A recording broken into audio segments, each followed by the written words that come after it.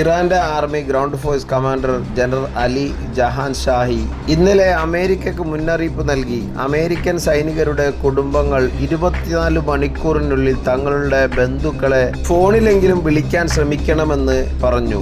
April 1-ാം തീയതി നടത്തിയ ഈ പ്രസ്താവനയിൽ കൊല്ലപ്പെട്ട അമേരിക്കൻ സൈനികരുടെ കണക്കുകൾ യുണൈറ്റഡ് സ്റ്റേറ്റ്സ് മറച്ചുവെച്ചതായും ജഹാൻ ഷാഹി ആരോപിച്ചു. ഇന്ന് നടന്ന ഈ ആക്രമണം ശരിക്കും പറഞ്ഞു കഴിഞ്ഞാൽ അമേരിക്കയുടെയും ഇസ്രായേലിൻ്റെയും വളരെ പ്രത്യാഘാതം നൽകുന്ന രീതിയിൽ ആക്രമണമാണ് അയച്ചുവിട്ടുള്ളത്. ഇസ്രായേലിൽ തന്നെ നിരന്തരമായിട്ടുള്ള ആക്രമണം ഇറാൻ സൈനികർ അവിടെ അയച്ചുവിട്ട ഒരു സാഹചര്യം നമുക്ക് ന്യൂസിൽ തന്നെ കാണാൻ പറ്റും. ഇന്ന് അവരുടെ സൈനിക കമാൻഡർ പറയുന്നത് വളരെ ശക്തമായ രീതിയിൽ ആക്രമണം നടന്നിട്ടുണ്ട്. അമേരിക്കൻ സൈനികരുടെ മരണം സംഖ്യ വളരെ കൂടുതലായിട്ടൊന്ന് മറച്ചു വെച്ചിട്ടുണ്ടെന്നാണ് അറിയാൻ കഴിഞ്ഞത്. ഇങ്ങനെ മുന്നോട്ട് പോയി കഴിഞ്ഞാൽ അമേരിക്ക എത്രയും പെട്ടെന്ന് കീഴടങ്ങുന്ന രീതിയിലേക്കാണ് കാര്യങ്ങൾ തുടങ്ങുന്നത്.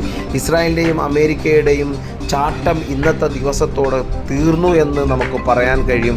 കാരണം മറ്റു രാജ്യങ്ങൾക്ക് എതിരെയുള്ള ഈ കുതിരകയറ്റം അല്ലെങ്കിൽ ഈ എടുത്തുചാട്ടം അവസാനിപ്പിക്കാൻ വേണ്ടിയാണ് തൻ്റെ ജീവനോ തൻ്റെ സ്വത്തിനോ ഒരു വിലയും കൽപ്പിക്കാതെ ഈ രാജ്യത്തിന് വേണ്ടി പൊരുതുന്ന ഇറാൻ സൈനികർക്ക് മുന്നിൽ അമേരിക്കയുടെയും ഇസ്രായേലിൻ്റെയും സൈനികർ ഒന്നുമല്ല എന്ന രീതിയിലാണ് ഇന്നത്തെ ദിവസവും ഇന്നലെയും കാട്ടിക്കൂട്ടുന്നത്. അധികം വൈകാതെ ഒരു ചർച്ചയുണ്ടാകും. മിഡിൽ ഈസ്റ്റിലെ സമാധാനം പുനഃസ്ഥാപിക്കും ഇൻഷാ അല്ലാഹ്.